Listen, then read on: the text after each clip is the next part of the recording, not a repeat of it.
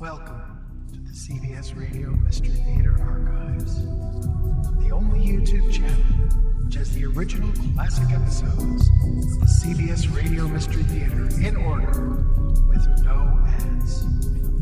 Thank you for listening, and now, enjoy the show.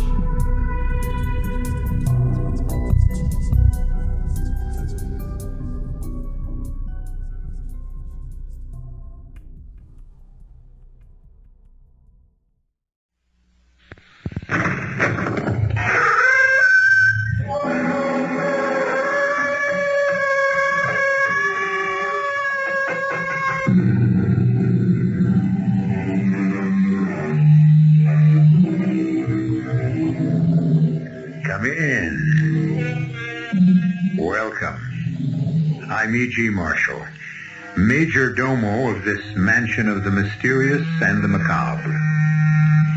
We complain that so many of the old values are lost on this new generation. And it may be true.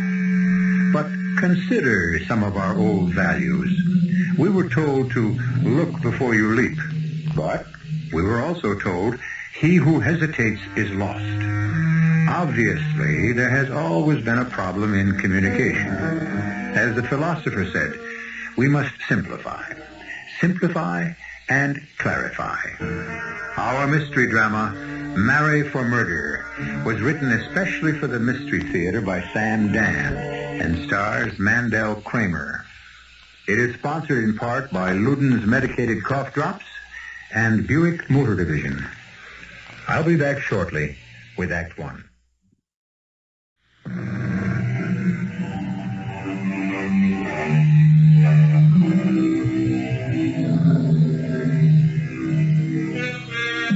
All of us are looking for something, and if we want it badly enough, perhaps we might visit the office of James Kellogg.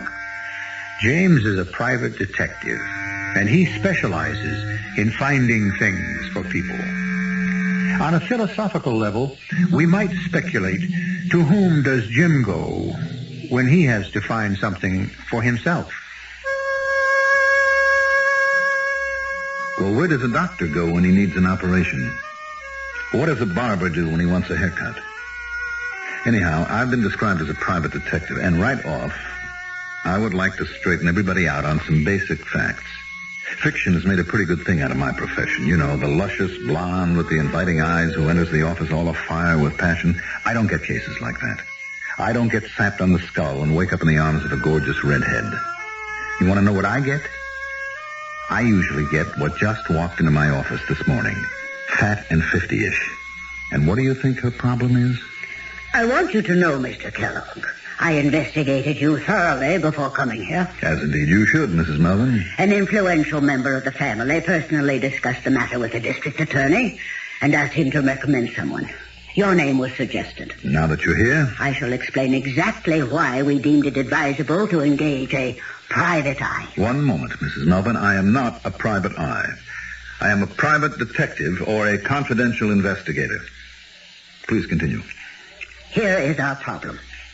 Our problem? I am acting for the family, my two brothers and myself. We decided this would be the wisest course of action. We have a sister who was about to make a dreadful mistake. Yes? Anne's husband died a year ago. He was in the hardware business and left a large amount of money. How large? Is that germane to this discussion? One never knows. After taxes, $2 million. That's large. Continue. Anne intends to marry again. This is the dreadful mistake? Yes. Well, how old is your sister? Oh, just 40. Well, isn't she mature enough to know what she's doing? Oh, she's a babe in the woods. She's always led a sheltered life. She knows nothing of the world. Mm-hmm. And, of course, the man in question is younger than your sister. How did you know? Well, Mrs. Melvin, this is not a unique situation. Well, the family wants this thing broken up. Why? Because you're afraid her money will go to her new husband and not be available to you? Now, see here, Be realistic. How can I or anybody break up this romance if she's determined to marry him? By exposing him for what he is. What is he? A thief. A confidence man. Well, if you know this, then he's already been exposed. But that's just it. We don't know it for a fact. Then how can you say it? Because it's true. It must be true. Why? A fellow like him, smooth, sneaky.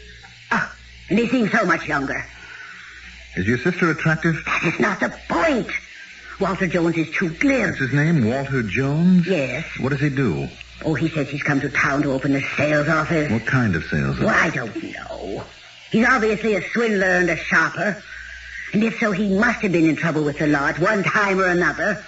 Have you discussed this with your sister? Oh, she's so thoroughly infatuated she won't listen to a single word against him. But if you could come up with solid evidence of a criminal record, I am convinced we could nip this thing in the bud. Well, suppose he has no criminal record. Impossible. One look at his face. It could take a great deal of my time and your money to find out. I consider that money well spent. It's an investment in my dear sister's happiness. On the other hand, even if this evidence does exist, it may not do you any good. What do you mean? Well, suppose your sister's so much in love with this man that she decides to marry him anyhow. You just find that evidence. Well, I'll need... I know what you'll need. I've prepared a sheet of paper listing this infamous person's address, the places he frequents, and so on. Here's his photograph. It's an excellent likeness. You've come well prepared. I'm paying you for your time. I won't have you waste one single moment. I expect a detailed report of your progress. That's one thing you can be sure you'll get out of all this, Mrs. Melvin. A report. A nice, neat, concise, leather-bound report.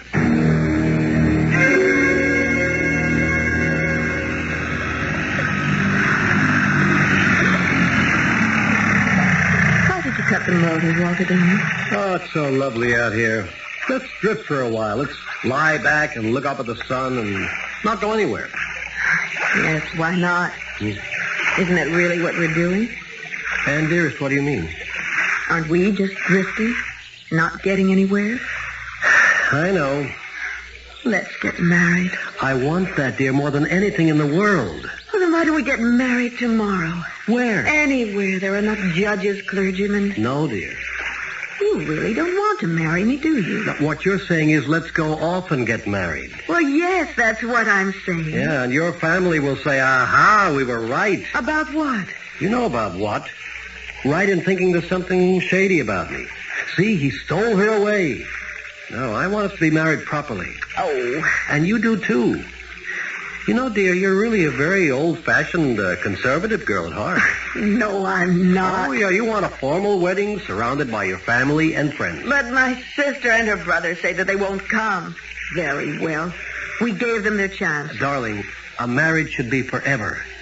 Even though we both had previous experiences that might deny it. However, this is the real one for each of us. Oh, yes, darling. It is. I know it is. Then let's be patient. Perhaps for just a little while. Oh, I've been patient with my stupid sister long enough. Well, let's give them a little more time. And when they get to know me better... I don't care. Darling, I'm doing this for you. If it were up to me, we'd be standing before a justice of the peace tonight. But your family means so much to you. You want their approval. So let's wait a little while. All right, darling. But that's going to be a very little while.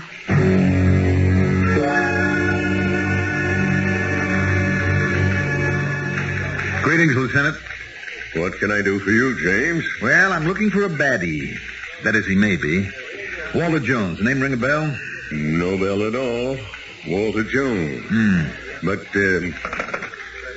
Edgar. In the big file under J, Jones. First name Walter. See if there's a make. Yeah. Name could be a phony. What's he supposed to have done? Well, I don't know what he's done exactly, Lieutenant. I only know what he wants to do. He wants to get married. Has that become a crime? Well, maybe it ought to be. Outraged prospective in-laws, blushing bride with $2 million clutched in her hand like a lollipop. And friend Walter out to snatch it away from her. Well, some guys have all the luck. Lieutenant Martin. Yeah, Edgar? Oh, thanks. Sorry, James.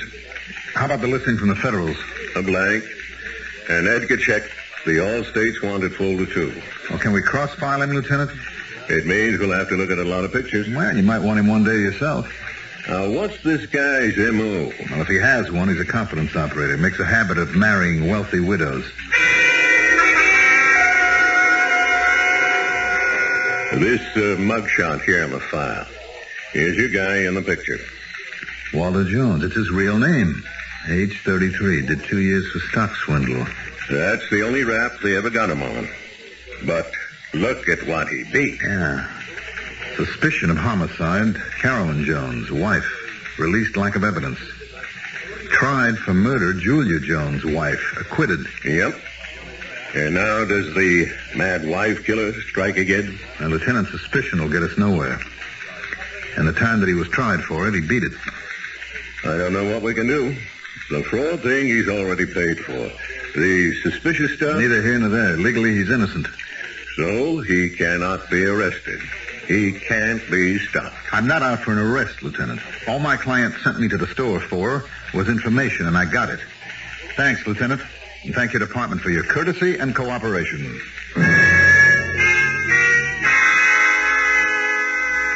This piece of paper is even more than I dared hope for. Not only is he a thief, he is also a murderer. Now, that hasn't been proved. What do you plan to do with this information? Rest assured I shall use it in a manner which I deem to be most effective. Well, then I'd say the case is closed. You'll receive a bill for my services. And I'll wager all you did to earn your exorbitant fee was to go down to police headquarters and ask a few simple questions. Well, Mrs. Melvin, it's not just a question of who you know. It's what you know.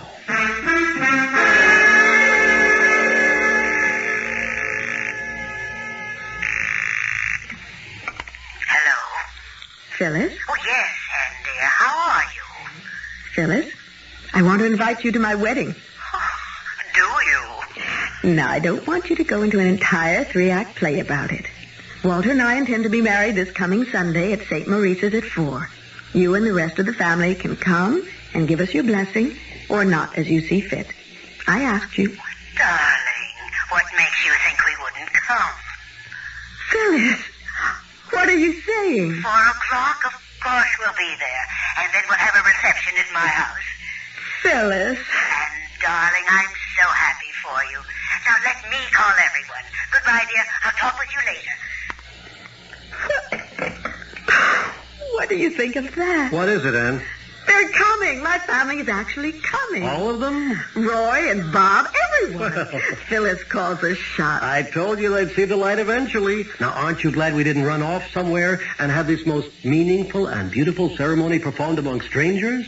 You were right, dear. You're always right. Stick to your own point of view, dear. Eventually, people come around. Oh, Walter, I don't know what I'd ever do without you. Don't worry, Ann, darling. You'll never be without me.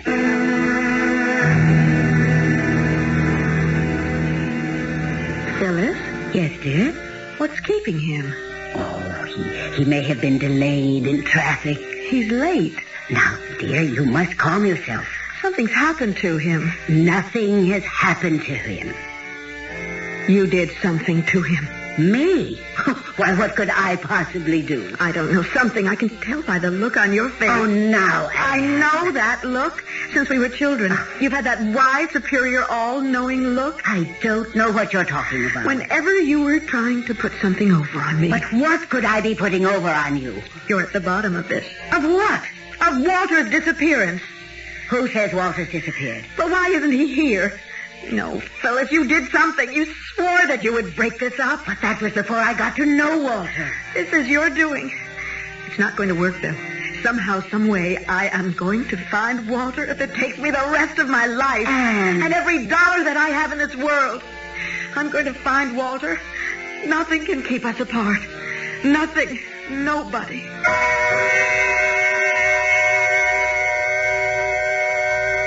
Well, there's a ringing endorsement for you. But what did happen to Walter Jones? You know perfectly well he's not going to show up at the church. But why not? Assuming the information on him in the police files is correct, isn't that his thing? Doesn't he marry rich women? Obviously, we have a lot of ground to cover, and the second act will be with you in just a few moments.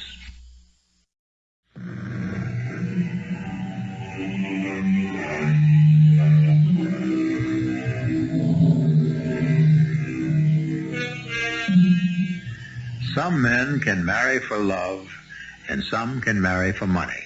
And happy is he who can marry for both.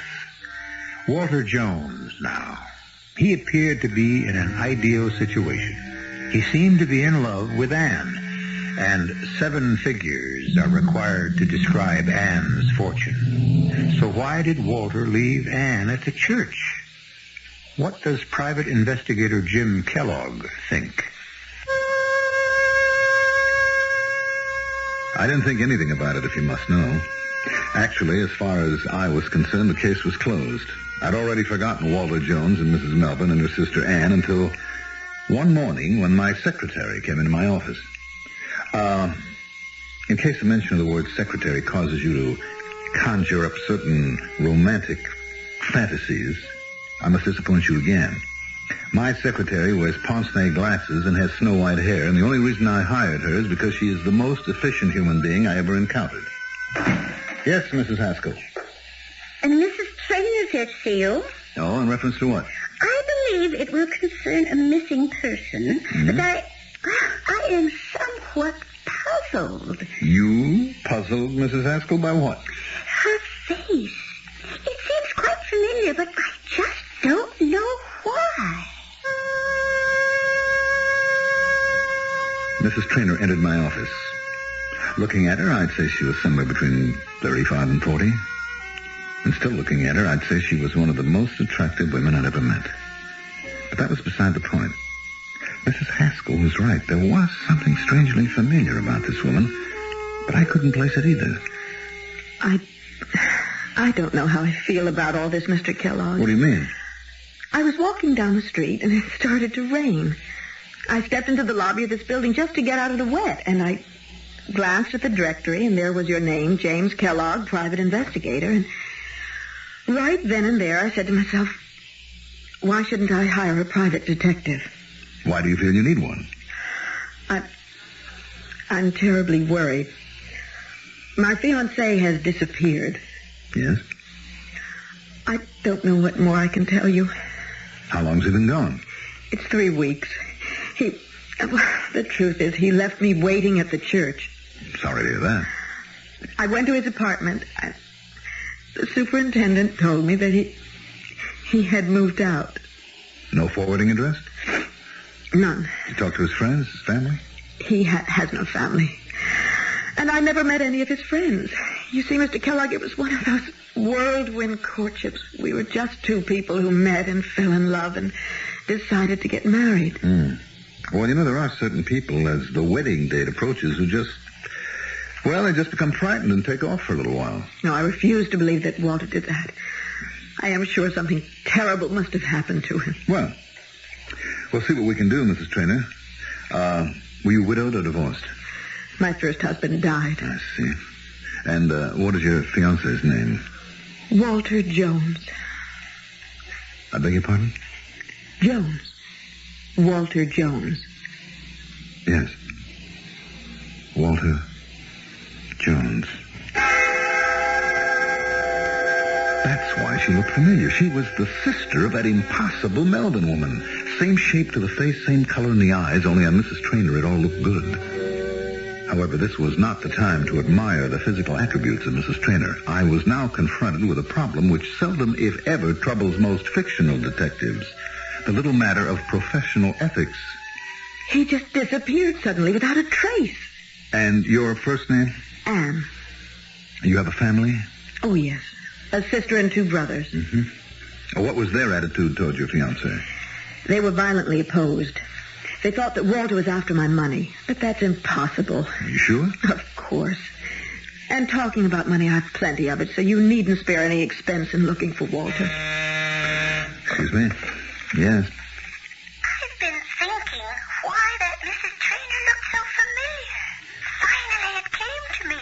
Could it be she is related to that Mrs. Melvin? Yes, precisely. And and it concerns an allied matter. Oh? It will therefore be necessary for us to adopt an attitude toward the situation, Mrs. Haskell. But don't you bother. I'll come out to see you. You'll take the case, won't you, Mr. Kellogg? Would you excuse me for just one moment? My secretary has a most urgent problem.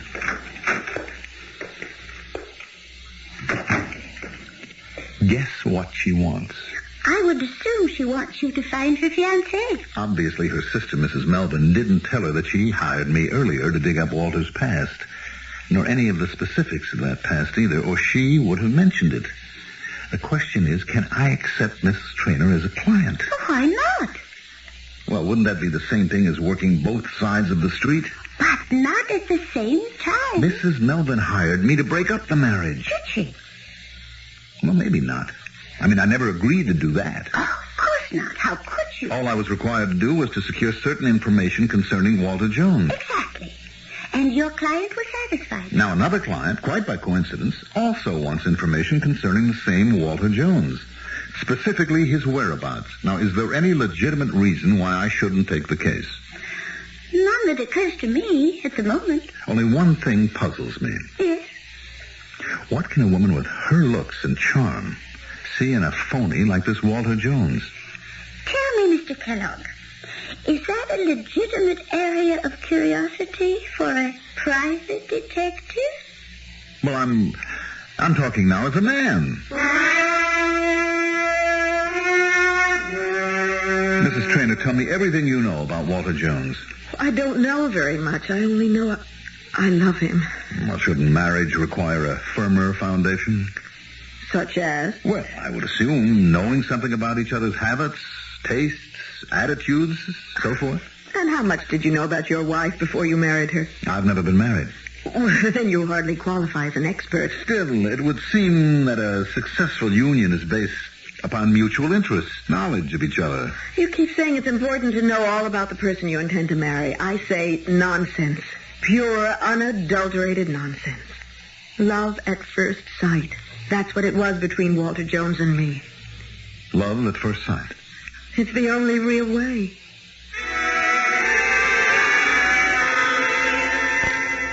Mr. Kellogg, have you begun work on Mrs. Trainor's case yet? Yes, Mrs. Haskell, I have. Well, do you suppose you have any operational reports from each type? Seems a shame to turn a man like Walter Jones loose on Mrs. Trainer. That's not our problem, Mr. Kellogg, is it? No. Do you want me to hire some temporary operatives? Mrs. Haskell, do you believe in love at first sight? Oh, I remember 45 years ago, I was standing on a street corner. A young man drove past and splashed mud all over my legs. I didn't think women showed their legs in those days. I had lifted my skirt to step over the puddle. The young man apologized profusely. We looked at each other. Then and there, we knew. We both knew. Does that answer your question? I'll be leaving town for several days, Mrs. Haskell. With whom did you fall in love at first sight? Now, that is a ridiculous question. I didn't have to ask.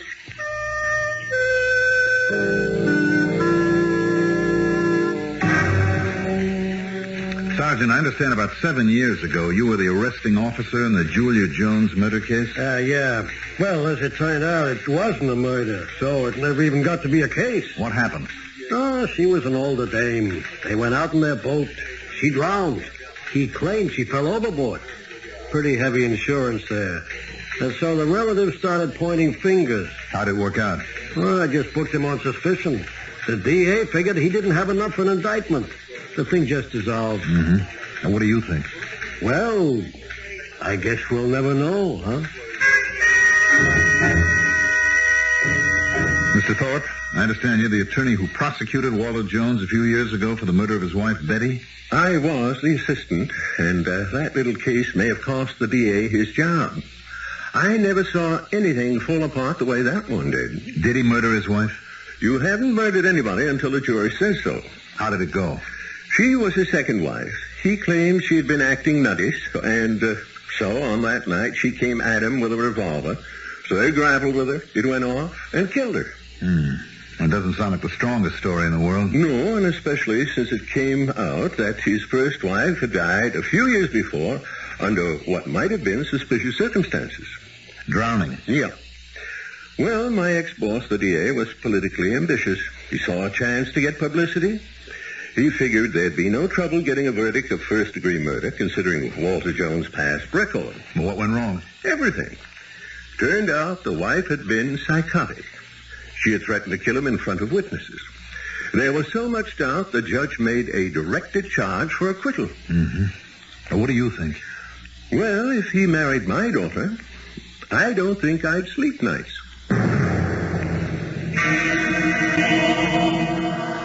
Well, Mr. Kellogg, what have you discovered? I've discovered that we can't take a chance. Oh, on what? No, that should be on whom? On Mr. Walter Jones. How do you mean that? He may or may not be a murderer. He may or may not have murdered his previous wives for their money. Is this what your client is paying you to find out? I was under the impression she wanted you to find him. And if I do, she'll marry him. Oh, it's a free country. But I can't take that chance. I mean, suppose he kills her, too. She's very rich. Well, why not show her the record? Now, that won't stop her. She'll say he's being framed. Then what do you propose to do? I don't know. She's a woman who has a terrific sense of loyalty. Then why not drop the case? No, I couldn't do that. Why not? Because she'd just go somewhere else, find somebody else to find Walter Jones. Well, what happened to Walter Jones? No, he'll turn up. What makes you so sure? Anyway, right now, I have a really pressing problem. Oh, what? When it suits his purpose, Jones will show up to marry Ann Traynor. There's only one way I can save her. How? I have to make her forget Walter Jones. Once again, Mr. Kellogg. How? How? Well, there's only one way. By making her fall in love with me.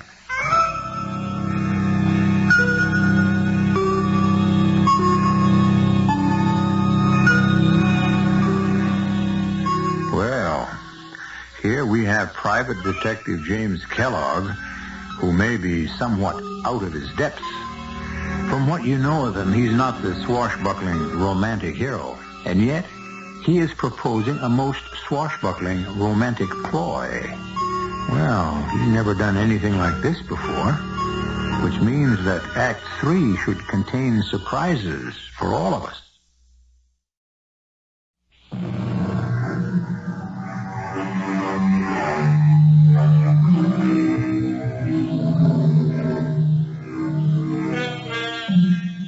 There is always the conflict between desire and duty. For instance, duty compels Jim Kellogg to find Walter Jones. Desire would have Jim make sure Walter never shows up at all. Most people finally decide to yield to desire or heed the call of duty. Jim, on the other hand, has decided to do both, which means he will try to find Walter Jones and not find him at the same time. I'm not really sure I heard what you said, Mr. Kellogg. I said I would make Mrs. Traynor fall in love with me, Mrs. Haskell. Is that an ethical procedure, Mr. Kellogg? How can I permit her to marry Walter Jones? He may be a killer. Why don't you give her the facts and allow her to make her own decision? Being a woman, she'd only be confused. Really, Mr. Kellogg? Oh, I meant nothing deprecatory. I have every respect for a woman's intellectual capacity. Oh, thank you. But a woman in love is a strange creature. That's because love itself is not a rational state. A revelation of the facts would only make her fall more deeply in love with Walter Jones. Why? Because it'd also give her a chance to be a martyr. She could say, you see, the whole world is against him, but I shall stand by him. From a practical point of view, Mr. Kellogg, how do you intend to make Mrs. Traynor fall in love with you? Well, I hadn't thought about that, but... There are several difficulties you would have to overcome. For instance? Well, Walter Jones is quite tall. You are, average. Height isn't everything? Mr. Jones is strikingly handsome. Whereas you... Well, people are like fruit. It's not the outer husk or the shell, it's the kernel, the meat, the true substance inside. Well, from the conversations I have had with Mrs. Traynor, I understand Walter Jones talks beautifully and romantically. Mrs. Haskell, Mrs. Trainer will fall in love with me because it's the right thing for her to do.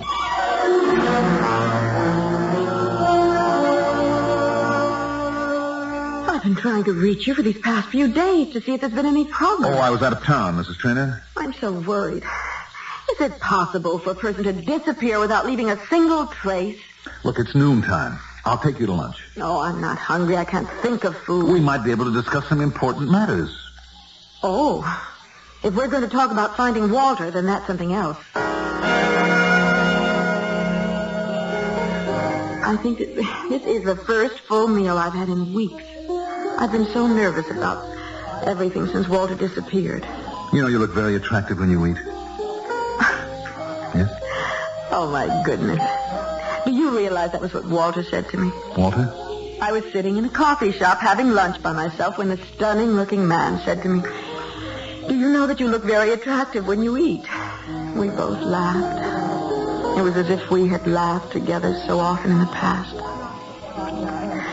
He was the kind of man that I wanted all my life. Oh, Mr. Kellogg, you've got to find him for me. You've got to. Promise. I promise. Good. Now let's hurry back to the office. The office? Yes, it's the most important place in my life right now. Why? Because it's the brain center, the place where the strategy to find Walter is being formulated. The phone should be ringing. Undercover men should be coming in and out. Well... I have no patience to do anything else or be anywhere else, and I want to help. Help? Please. Let me. I could answer the phones, take messages, assist Mrs. Haskell. But... Please. Let me be a part of it.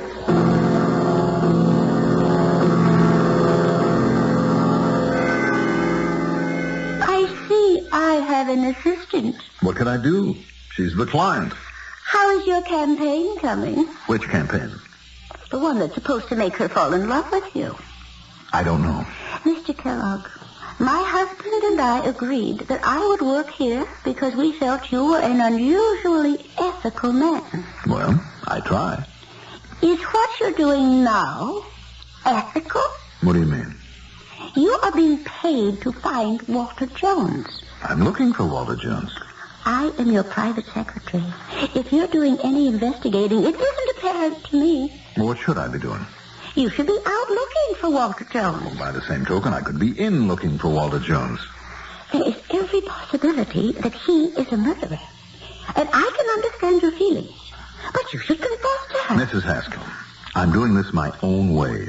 And it's the only way that has a chance of success. And what is that way? It's a line of investigation that has to be kept confidential, even from you. I hope you understand. Oh, I understand. It probably has to be kept confidential because it doesn't exist.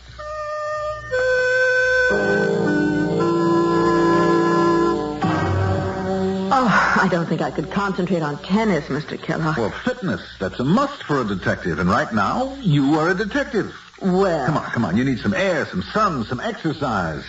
That's right. I must be strong for Walter.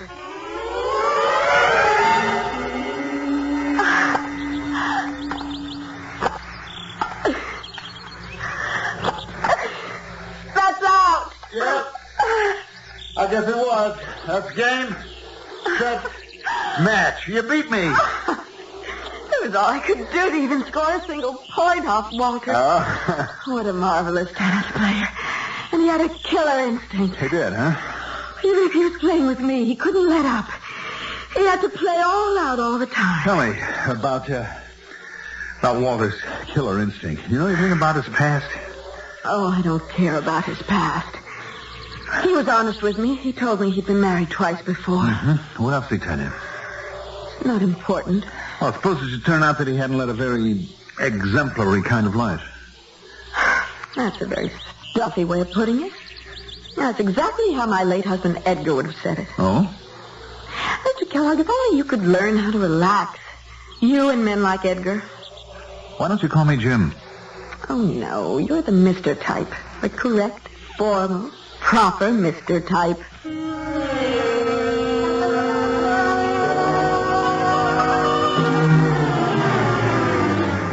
Good morning, Mr. Kellogg. Good morning, Mrs. Haskell.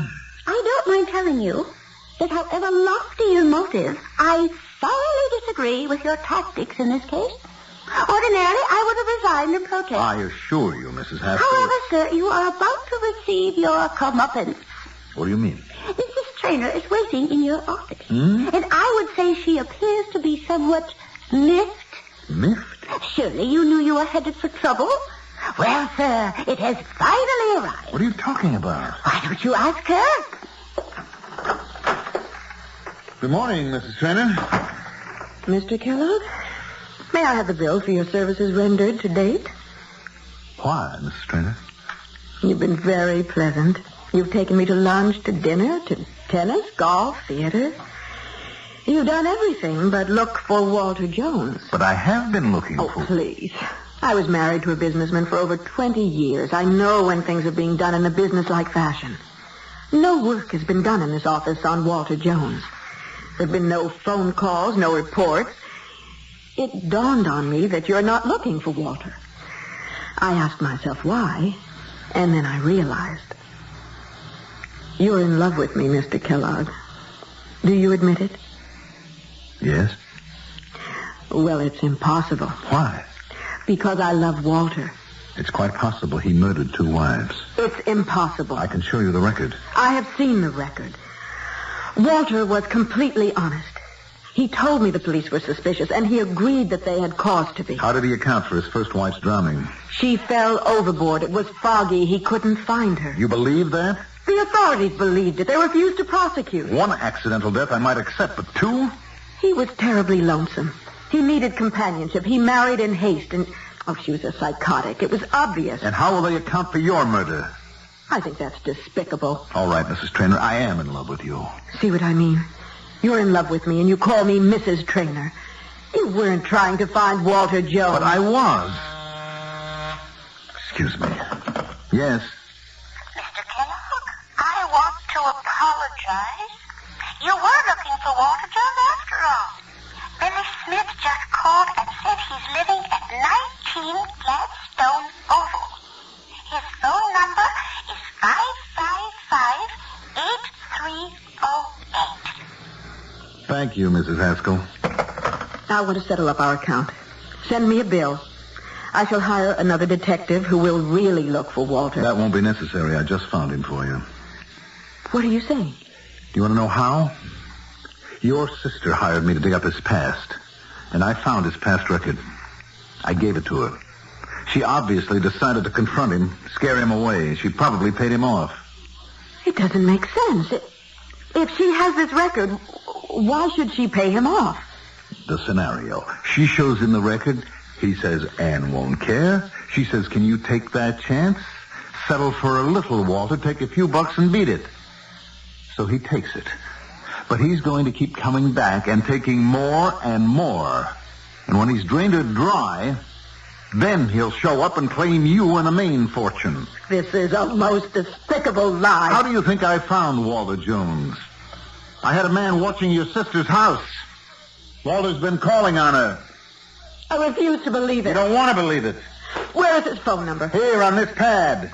Finally. And listen to me. He doesn't love you. He's alive. He's safe.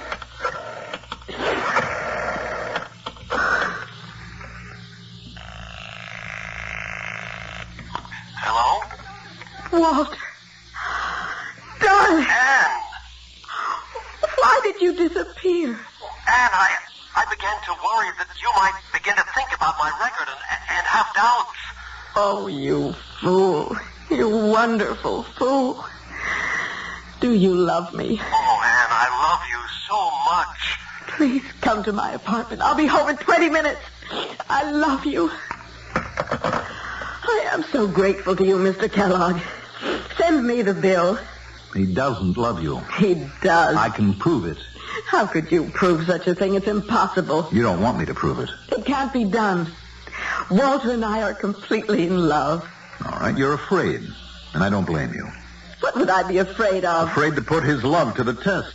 What test? I say that all he wants is your money, and I propose a test that can prove it. But you're afraid. Now, I am sick and tired of the cynicism showed by you and my sister and my brothers. And everybody wants to brand Walter Jones for life. I'd like to wipe that self-righteous smirk right off your face. You know, if you have a legitimate way to put his love to the test, I'll give you the chance to go wrong.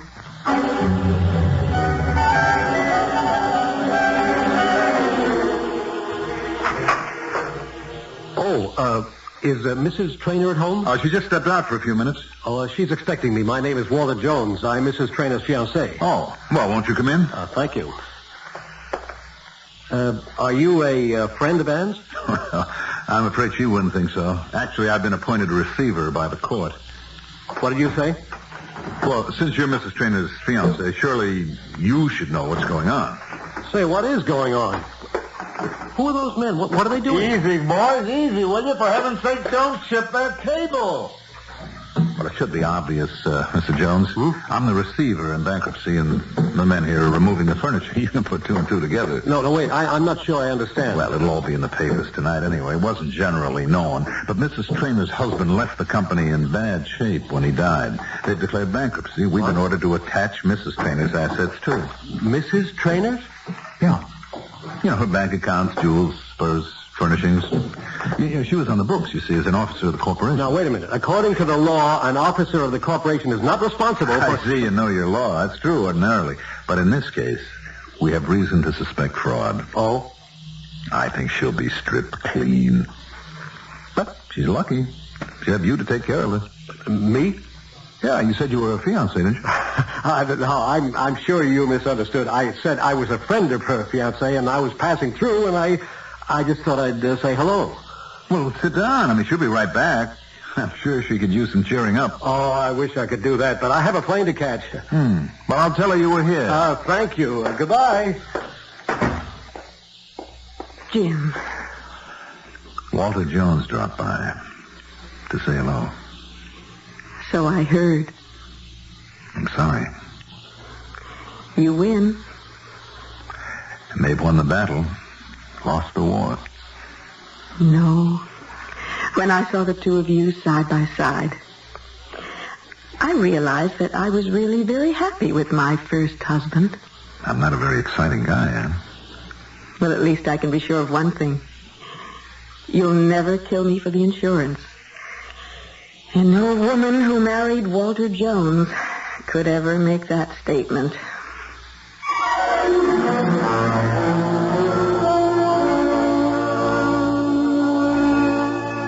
Proving that we should all be grateful for small favors.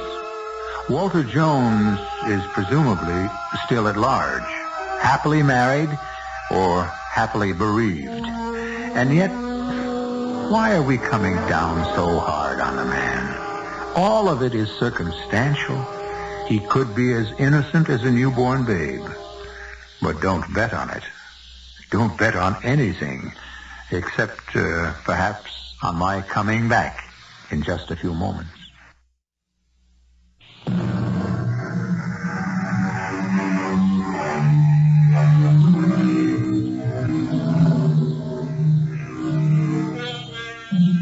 We look down, perhaps, on a beautiful girl who marries an older man for his money. But do we ever stop to consider why he marries her? True, she wouldn't marry him if he were poor, but would he marry her if she were old and repulsive? Why do people marry people? In retrospect, we have presented a story of marriage, and the moral is anyone you care to take away with you. We present these cautionary tales complete with morals 7 times each week. Our cast included Mandel Kramer, Patsy Bruder, Evie Juster, Arthur Anderson, and Dan Ocko. The entire production was under the direction of Hyman Brown. I hope you enjoyed this episode of CBS Radio Mystery Theater. If you've enjoyed this and want to hear more, please subscribe to this channel. You can also visit my other YouTube channel by searching Mr. Brian McCarthy.